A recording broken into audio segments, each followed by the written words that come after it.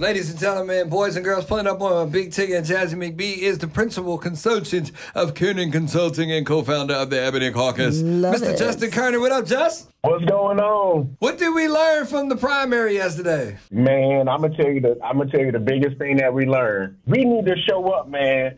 We need to show up. We had a very low voter turnout. And so when you look at the numbers across the board, you had a little bit more than 550,000 Georgians that voted in the primary election. Raffensperger said it was solid. He lying. Raffensperger said that it was a solid turnout. He said that 1.5 million Georgians turned out. However, when I looked at the numbers on the Secretary of State's website, it said 557,000. Oh, wow. And so I think his numbers showed the total turnout between the presidential preference primary and this primary.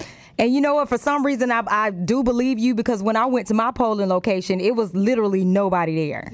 Exactly.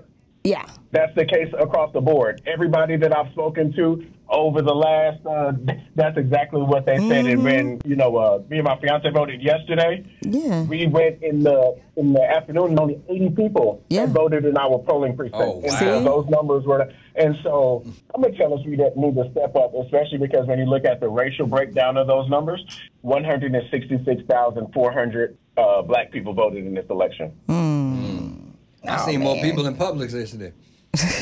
That's what I'm saying. Like, we got to do better. That's why I said the biggest thing that we learned is that we learned. And so when you look at those numbers, that's down by like 36% from 2022. All right, but Fonnie Willis is moving on. Yep. Fonnie completely out fundraised her opponent, and she solidified the right. It's not going to be a runoff or anything. She won that. She will face a Republican in November. However, when you look at the numbers in Fulton County's like 73% Democrat, and so Fonnie Willis is likely going to be the DA continuing moving forward, unless a bunch of people switch over and just vote against their party principles. And but we'll see. But you got a lot of other races too that were determined straight out without a runoff or anything. You have Lucy McBath, who beat two opponents that she was running against without the runoff. You have Fulton County Sheriff Patrick Labatt, who will be returning to that position. The Henry County Sheriff Reginald Scandrett will be returning to that position. Nice. And so you have some of these folks that just won straight out. But then I need to let y'all know, voting is not over for a lot of people.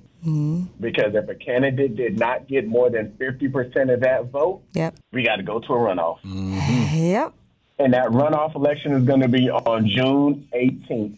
June 18th, y'all. And there's going to be an early voting period for that as well. But June 18th is going to be election day for the runoff. And some of these runoff elections include the Cobb County CEO. And so no one secured over 50% of that vote. So you're going to have a runoff between Lorraine Cochran Johnson and Larry Johnson. Both of them were members of the DeKalb County Commission before. And so you're going to see a runoff in that. You're going to see a runoff for Clayton County Sheriff. The incumbent, Levon Allen, will be facing against the County Commission Chair, Jeffrey Turner. And so there's still some of these high-profile races that are going into a runoff election.